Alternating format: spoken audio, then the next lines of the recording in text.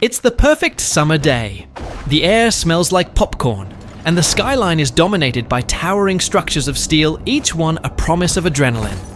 You've waited for this. You've saved up. You are finally here for a day of pure manufactured joy. You get in line for the main attraction.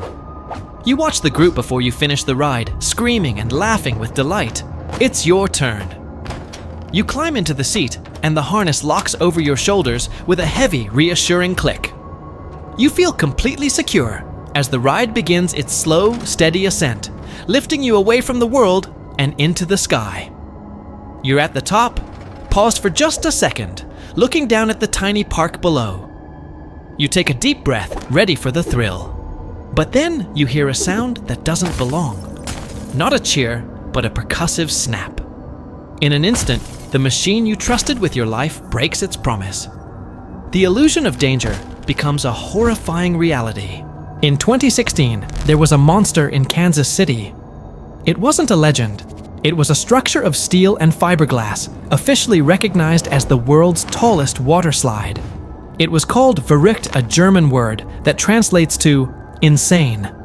The name was both a challenge, but it would prove to be a tragic prophecy.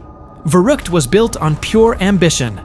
It was designed to defy physics, to be faster, steeper, and more terrifying than any slide before it. It was a 17-story drop, followed by a massive second hill, designed to create a moment of pure weightlessness. On August 7th, 10-year-old Caleb Schwab arrived at the park. He was the son of a state legislator, a kid just looking for the ultimate summer thrill. He was excited to conquer the record-breaking monster. The ride's design, however, had a critical, unforgiving flaw. The multi-person rafts required a precise combined weight to stay grounded. Too light, and the raft wouldn't just skim the second hill, it would fly. The park knew this. Engineers had warned them. To protect riders, they installed overhead safety netting held up by metal poles. That day, the park was busy, and the weight requirements were loosely enforced. Caleb, being small, was placed in a raft with 2 adult women. The combined weight was dangerously significantly below the recommended minimum. The raft was released. It plunged down the 17-story drop, accelerating to speeds approaching 70 miles per hour. It hit the bottom, and carrying far too much momentum, shot up the second hill. Just as the engineers had warned, the raft didn't follow the slide. It became completely airborne. For a few horrifying seconds, Caleb and the 2 women were flying. But they were flying directly toward the safety netting. The raft, now a high-speed projectile, slammed into the rigid metal supports, holding the net in place. The impact was devastating. The 2 women survived with serious injuries. Caleb Schwab, the 10-year-old boy who just wanted to ride the world's tallest slide, suffered fatal head and neck injuries. The monster built on ambition had claimed its victim. Verrückt was a monster born from ambition. Its danger was in the design itself. But you don't need a flawed blueprint to create a tragedy. Sometimes the danger is quieter. It's a single overworked piece of steel hidden in a ride you've seen 1,000 times. A part you trust that's done its job perfectly. Until the exact moment it doesn't. On June 21st, 2007, 13-year-old Caitlin Lackader was at Six Flags Kentucky Kingdom ready for the perfect summer day. The park's signature attraction dominated the skyline, the Superman Tower of Power, a 177-foot tall monolith of steel. It was a classic thrill. The gondola would lift you into the sky, your feet dangling freely, giving you a breathtaking view of Louisville before a gut-dropping controlled free fall.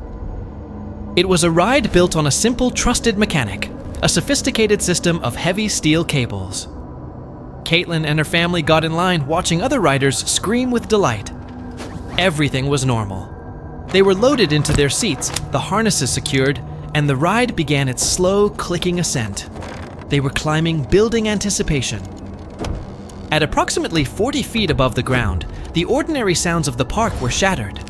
It wasn't the sound of machinery operating. It was the sound of it failing. A sudden, violent whip-like snap. One of the main support cables had snapped under tension, but it didn't just fall. The severed steel wire, now a loose, heavy whip, lashed across the gondola with tremendous speed and force. It struck multiple riders before anyone could even process the sound. Caitlin bore the worst of it. The cable struck her legs, and in a single horrific instant, both of her feet were completely amputated above the ankles. The ride turned from anticipation to absolute horror. As the other riders screamed, Caitlin remained conscious. She was aware of what had just happened.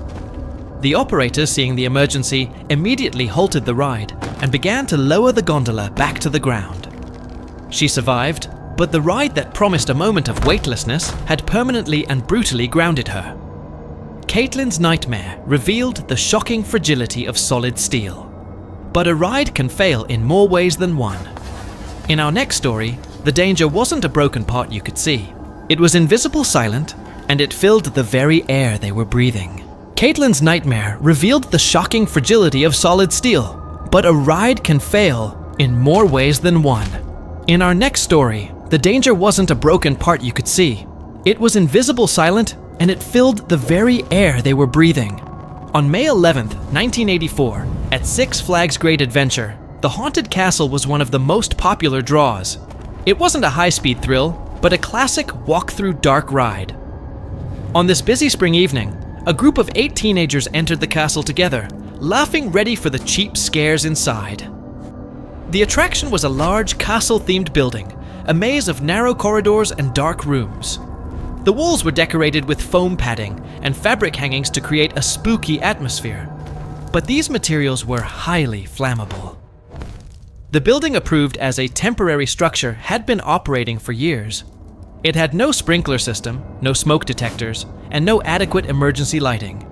Shortly after 6:30 p.m., a fire ignited in one of the foam-padded walls. As thick, toxic smoke began to fill the maze, visitors inside initially thought it was part of the show. Special effects were common. By the time people realized they were in genuine danger, the flames were spreading rapidly. The very design meant to disorient visitors for fun now became a death trap. Panic filled the smoke-filled corridors as people desperately tried to find their way out. The 8 teenagers became separated and lost in the burning maze. Despite emergency responders arriving quickly, all 8 young people died from smoke inhalation before they could be rescued. 8 teenagers entered looking for a fake scare and found a real death trap. They died because the structure itself failed them. But in 1972, it wasn't a building that failed. It was the icon of the park itself. 8 teenagers entered looking for a fake scare and found a real death trap. They died because the structure itself failed them. But in 1972, it wasn't a building that failed. It was the icon of the park itself. It was May 30th, 1972, at Battersea Fun Fair in London.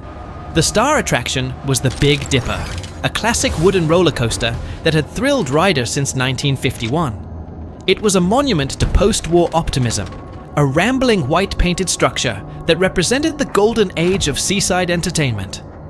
Families had trusted it for over 2 decades. On this busy holiday weekend, the line was long. Excited passengers, many of whom had ridden it countless times, loaded into the cars. They were secured by simple lap bars, and the train began its journey. The air was filled with the familiar rhythmic clicking sound of the mechanical chain lift pulling the train steadily up its first major hill. Everything seemed perfectly normal. The train crested the hill, began its descent, and picked up speed. Passengers screamed with delight. Then, as the train, moving at approximately 35 miles per hour, approached a banked curve, the familiar rhythm was broken. A catastrophic structural failure occurred. A critical section of the wooden track weakened by decades of weather, and stress collapsed without warning. The lead cars derailed instantly, leaving the track entirely and plummeting towards the ground. Passengers were thrown from their seats as the cars tumbled and crashed into the support structure below. The wooden framework, never designed to catch a falling train, splintered and collapsed under the impact. 5 people died in the crash. 13 others were seriously injured. The Golden Age icon had become a tomb. The Big Dipper's collapse ended an era. The victims were families trusting a classic. But our final story is different. The victim wasn't a guest. He was the one paid to keep the ride safe. The Big Dipper's collapse ended an era. The victims were families trusting a classic. But our final story is different. The victim wasn't a guest. He was the one paid to keep the rides safe. On June 7th, 1981, at Worlds of Fun in Kansas City, the Orient Express was thrilling passengers. It was a massive high-speed coaster with multiple inversions. It was a beast of steel, and 20-year-old William Hathcote was one of its keepers. He was a seasonal maintenance worker, just a few weeks into his summer job, assigned to perform routine inspections. Standard protocol was clear. All ride operations must stop completely before any worker enters a restricted area. There are lockouts, communication systems, and physical boundaries, all designed to prevent the unthinkable. But on this afternoon, something catastrophically failed. While the Orient Express continued to operate with trains full of passengers completing their circuits, William somehow gained access to an area directly adjacent to the active track. Whether it was a communication breakdown, a momentary lapse in judgment, or a protocol not followed, the result was the same. A train rounding a curve at full operational speed entered the space he occupied. The machine, unforgiving and unaware, struck him with tremendous force. The impact was instantly fatal. The one person who was supposed to be safe from the ride became its victim. We go to amusement parks to feel alive. We strap ourselves into machines designed to simulate danger, trusting in the math and the steel to bring us back safely. We laugh at the illusion. But these stories are the horrifying moments when the illusion shatters. They are a reminder that even in the happiest places on Earth, the laws of physics are absolute, and the consequences of failure are all too real. The lesson from Verrückt the Big Dipper and the Haunted Castle isn't just that rides can be dangerous. It's that safety is a fragile contract built on vigilance. When ambition overrides engineering or maintenance is neglected, that contract is broken. These tragedies born from human error, flawed designs, and pure arrogance forced an entire industry to change. They are the nightmares that paid for the safety standards we trust today. But what stories are still hiding in plain sight? If you know of a dark history we need to cover, tell us in the comments. And for more explorations into the dark side of the familiar, subscribe.